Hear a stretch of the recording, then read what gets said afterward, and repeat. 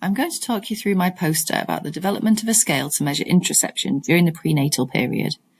Interoception is the awareness and interpretation of internal bodily sensations like fatigue, thirst, and muscle tension. It can have implications for mental health and potentially especially during the perinatal period when poor mental health is a particular risk.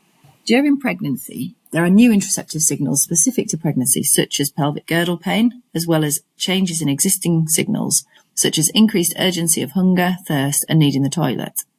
Research suggests that scales validated to measure the bodily experience in the general population may not be suitable for pregnancy. Therefore, our aims were to adapt an existing interoceptive scale to be suitable for pregnancy and develop a new scale that specifically captures the pregnancy interoceptive experience. We conducted a factor analysis on the multidimensional assessment of interoceptive awareness, or MAIA, using a sample of 716 pregnant women. Half the data set were used for exploratory factor analysis, with the remaining used for confirmatory factor analysis.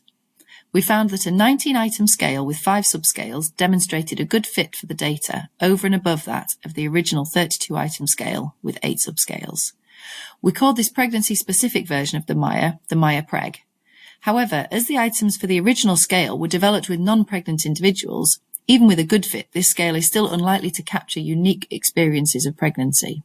To develop our own scale, we conducted 7 online focus groups on a total of 32 pregnant women to understand pregnant women's experiences of their bodily sensations. Full thematic analysis of this data revealed 3 broad themes of recognizing, interpreting, and responding to the bodily sensations, and 8 sub-themes. From the 8 sub-themes that developed from the focus group data, and using existing theory, we developed an initial scale of 53 questions relating to how women recognize, interpret, and respond to bodily sensations during pregnancy. We then gained verbal feedback on the scale from midwives and perinatal women, with 17 in total. This feedback, carried out over 5 iterations of the scale, allowed us to refine the wording and remove items, leaving us with a preliminary pool of 49 items. Following this, we undertook some pilot testing on pregnant women and midwives to gain some more feedback on the scale. We have now moved on to testing the scale, recruiting pregnant women who are completing the new scale alongside the MAIA Preg, as well as other measures that are already understood to relate to interoception in the general population, such as anxiety and depression.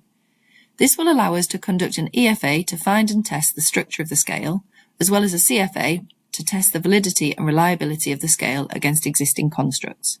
In conclusion, we've been through a very thorough and rigorous testing process to develop the scale, and we look forward to analysing the full data set once recruitment is complete.